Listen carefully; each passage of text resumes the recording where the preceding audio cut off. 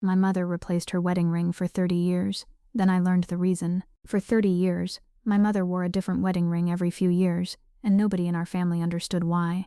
My father always told us it was because she liked jewelry, but I never believed him. My mother wasn't the kind of woman who chased expensive things. She wore the same simple watch for 22 years, kept the same handbag until the handle broke, and still used the chipped coffee mug my grandmother had given her before I was born. Yet when it came to her wedding ring, something was different. Every few years, the ring on her finger would disappear, and a new one would take its place. Sometimes it was gold, sometimes silver. Once it was a thin band with a tiny blue stone. When I was 8, I asked her why she kept changing it. She smiled and said, "People change, sweetheart. Sometimes their jewelry does too." I laughed and forgot about it. But when I was 16, I asked again, and this time she didn't laugh. She looked at my father, then back at me, and said, "It's complicated." That answer stayed with me. 30 years later, after my father died, I finally discovered why she had been replacing those rings, and the truth made me realize that I had misunderstood my mother for most of my life. My parents had been married for 37 years. From the outside, their marriage looked almost perfect. My father, Robert, was quiet, hard-working, and dependable. My mother, Linda, was warm, patient, and the person everyone called when they needed help. They rarely argued in front of us. They celebrated anniversaries. They took family vacations. They raised 2 children and built a comfortable life. But there were small things I noticed as I grew older. My mother never let anyone touch her jewelry box. She kept it in the back of her closet, inside a locked wooden drawer. When relatives complimented her ring, she would immediately change the subject. And every time she replaced it, she never threw the old one away. She stored it somewhere. I knew because once, when I was looking for a scarf, I accidentally opened the wrong drawer and saw 6 small jewelry boxes stacked inside. Each had a date written on the lid: 1989, 1994, 1999, 2005, 2012, 2018. I didn't understand what they meant. I asked her about them, and she closed the drawer so quickly that I knew I'd touched something I wasn't supposed to. "Those are private," she said. "Why?" "Because some memories don't belong to everyone." I thought maybe the rings represented difficult years in their marriage. Maybe my father bought her new ones after arguments. Maybe she lost them. Maybe she simply liked changing jewelry. I never pressed her again. Then, 3 years ago, my father died unexpectedly. He had been sick for several months, but the end came faster than anyone expected. After the funeral, our family spent weeks sorting through his belongings. My brother took some of his tools. I kept his old watch. My mother refused almost everything. "I don't need things," she said. "I already have enough memories." One evening, while helping her clean the bedroom, I found the jewelry drawer. It wasn't locked anymore. I pulled it open and saw the boxes again. There were now 10. I counted them carefully. 10 wedding rings, 10 different versions of the same promise. "Mom," I said, "why did you keep all of these?" She froze. She was standing by the window folding clothes. For several seconds, she didn't move. Then she sat down on the edge of the bed. "I wondered when you would ask again. You knew I remembered." "Of course I did." She picked up the oldest box. "Your father thought I threw these away." My heart started beating faster. "Why would he think that?" She looked at me. "Because I wanted him to." I opened the box. Inside was the first ring my father had given her. It was simple, worn, and scratched. There was something engraved inside the band. I couldn't read it at first. Then I saw the date. "This was your wedding ring." "Yes." "Then why did you replace it?" She stared at the ring. "Because I couldn't wear it anymore." "Why?" Her eyes filled with tears. "Because every time I looked at it, I remembered the worst night of my life." I waited. She didn't continue. "Was Dad unfaithful?" I asked. She shook her head. "No." "Did he hurt you?" She looked down. "Not in the way you're thinking." That answer frightened me more than a simple yes would have. She opened another box. Inside was the second ring, then the third. Each had a different date.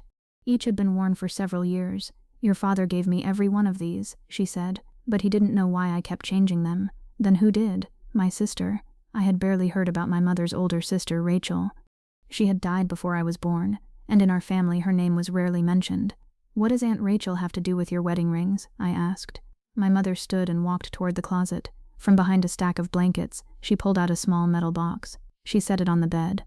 Everything. Inside were letters, dozens of them. Most were written by Rachel. Some were written by my mother. Some were written by my father. I picked up the first letter. It was dated 3 weeks after my parents' wedding. "Why would Aunt Rachel write to you right after the wedding?" My mother took a breath. "Because she knew something about your father that I didn't." I looked at her. "What?" She didn't answer. Instead, she opened the first letter and handed it to me. Rachel had written that she was worried about my mother. She said Robert had once been engaged to another woman named Claire. The engagement had ended suddenly, and Claire had disappeared from their town. Rachel believed Robert had never told my mother the full story. I looked up. Dad had been engaged before you? That wasn't the secret, Mom said. Then what was? She reached into the box and pulled out a photograph. It showed my father as a young man standing beside a woman I didn't recognize. On the back was a date and a sentence in my mother's handwriting, the day I learned what he had done. My stomach tightened. Mom, what did Dad do? She sat beside me. He didn't abandon Claire. He didn't cheat on her. He didn't steal from her. He did something that he spent the rest of his life regretting. She told me that before their marriage, my father had discovered Claire was pregnant. She had been terrified and wanted to leave town because her own family had threatened to disown her. My father promised to go with her, but the night before they were supposed to leave, he changed his mind.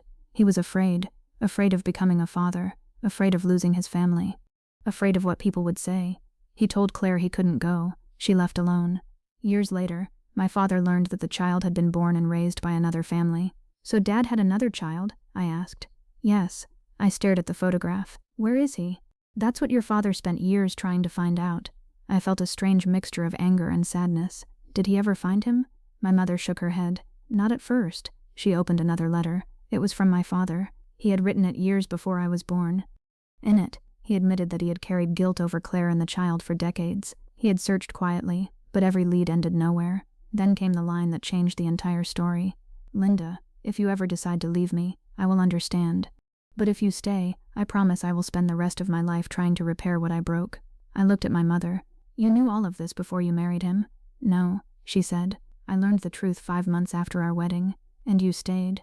Yes. Why? She looked at the rings spread across the bed. Because leaving was the easy part. Forgiving him was the hard part. I didn't understand. But if he did something that terrible, why forgive him? I didn't forgive him immediately. She took the oldest ring between her fingers. For years, I couldn't even look at this. Then why did you keep it? Because I wanted to remember the difference between what happened and what he became. That sentence stayed with me. My mother explained that after discovering the truth, she had confronted my father. He admitted everything. He had spent years believing he was a coward who had ruined another person's life, but instead of hiding behind excuses, he started searching for the child. He eventually learned the child had been adopted by a family in another state. His name was Michael. My father contacted the adoption agency, but because of privacy laws, they couldn't give him information. So he began leaving letters with a mediator, hoping Michael might one day ask about his biological parents. For years, there was no response. Then, in 1994, a letter arrived. Michael was 29. He had recently learned that he had been adopted. He didn't know who his biological father was, but he had begun searching. My father met him secretly. Did you meet him? I asked. My mother nodded. Once. What was he like? He looked exactly like your father. She smiled sadly. Same eyes, same stubbornness. Did Dad tell him everything? Yes. And Michael forgave him? My mother shook her head. Not then. That was when I understood the rings. Each replacement date matched a major moment in the story. 1989, when my mother discovered the truth. 1994, when my father finally met Michael. 1999, when Michael's daughter was born. 2005, when Michael's adoptive father died. 2012, when Michael finally called my father Dad. 2018, when Michael came to our house for Thanksgiving. I stared at the boxes. You replaced your wedding ring every time something changed between them. My mother nodded. Not exactly. Then what? She took out the 7th box. Your father didn't buy me this ring. I looked inside. It was a plain silver band. Michael did. I looked up. Why? Because he wanted me to know he understood what I had sacrificed. She explained that Michael had eventually become part of their lives, but not in the way I imagined. He didn't suddenly become a perfect son. There were years of anger, distance, and awkward conversations. My father had to accept that forgiveness wasn't something he could demand. Michael had his own family, his own memories, and his own wounds. But slowly, something changed. They began talking, then visiting, then celebrating birthdays together. Eventually, my father became part of Michael's children's lives. And you? I asked. Where did you fit? My mother smiled. I became the bridge. She told me that she had never resented Michael. Instead, she welcomed him because she knew he had lost something long before any of us knew he existed. But there was one problem. My mother couldn't wear the original wedding ring anymore, because she associated it with a secret my father had kept from her. Every time she wore it, She felt like she was wearing a promise built on incomplete truth, so she replaced it. Each new ring represented a new chapter, not a new marriage. I thought you were replacing the ring because you were unhappy with Dad, I said. Sometimes I was unhappy, she admitted.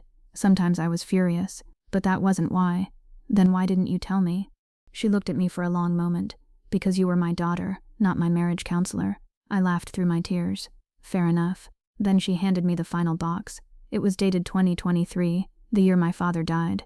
Inside was no ring, just an empty velvet cushion.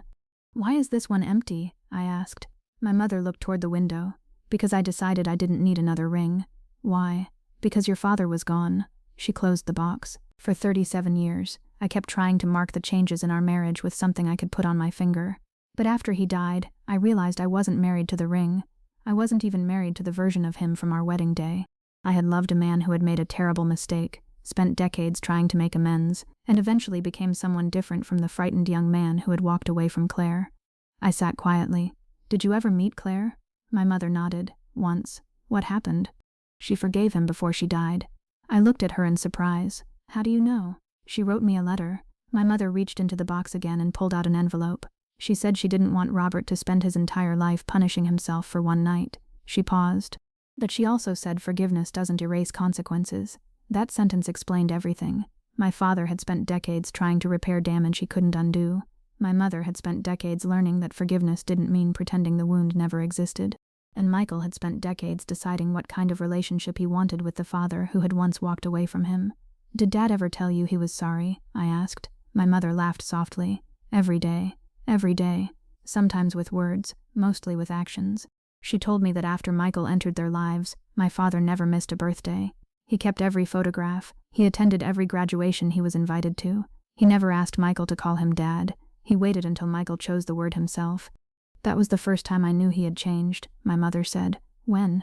The day Michael introduced him to someone as his father. She wiped her eyes. Your father came home and cried in the kitchen for 20 minutes. I had never seen my father cry. Not once.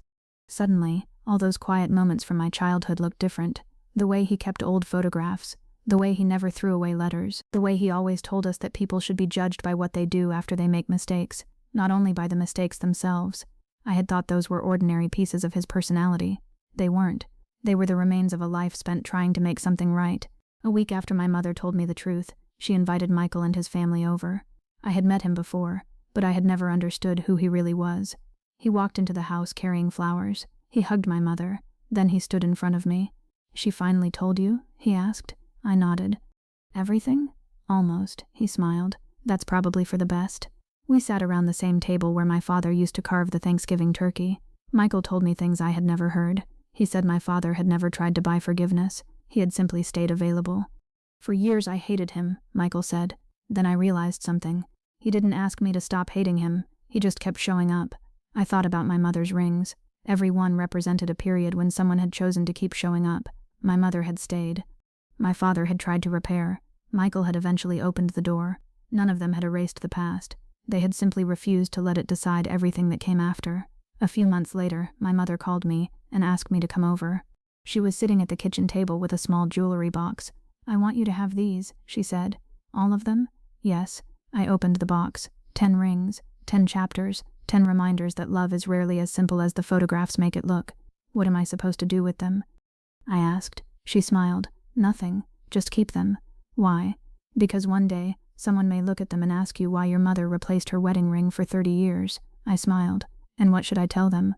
She looked at me and said, tell them I wasn't replacing my husband. I was replacing the version of our story I thought I understood. I never forgot that. For 30 years I thought my mother's rings were signs of dissatisfaction, maybe even proof that something was wrong in her marriage. Instead, they were markers of change.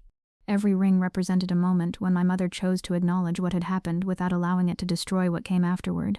She didn't wear the same ring because she didn't want to pretend she was the same woman she had been on her wedding day. She had survived betrayal, forgiveness, anger, grief, and reconciliation. She had watched her husband confront the consequences of his worst decision. She had watched a lost son slowly become part of their family. And every time life changed, she changed the ring. Not because she loved my father less, but because she refused to let one object define a marriage that had become much more complicated than a promise made at an altar. The final ring she wore was the simplest one of all. A thin gold band with no stone, no engraving, and no special design. When I asked her why she chose it, she said, "Because I finally stopped needing the ring to tell me what my marriage meant." After my father died, she wore it for exactly 1 year. Then one morning she took it off and placed it in the jewelry box. She didn't replace it, she simply stopped wearing one, and somehow, that made perfect sense. My mother had spent 30 years replacing rings because she was trying to make peace with a story that kept changing. But in the end, she didn't need another ring. She needed to accept that some stories don't become beautiful because nothing painful happens. They become meaningful because people decide what to do with the pain after it happens. My father's mistake never became acceptable. My mother's forgiveness never erased it. Michael's anger was never wrong. And yet, somehow, all three of them found a way to move forward without pretending the past had disappeared. That's what I learned from the 10 rings in my mother's jewelry box. Sometimes love isn't about forgetting what happened. Sometimes it is about remembering the truth clearly enough that you can choose what happens next. And sometimes the person who keeps changing isn't running away from their past at all. They're simply trying to find a version of themselves that can finally live with it. If you had been in my mother's place, would you have stayed after discovering the truth about the man you married? Could you forgive someone who spent decades trying to repair a mistake they could never completely undo? And if you were given those 10 rings, would you keep them, sell them, or pass them to someone you love? Tell me what you would do. If this story touched you, leave a like, subscribe for more emotional family stories, and come back for the next one, because sometimes the smallest object in a family's home can carry the biggest story nobody ever dared to tell.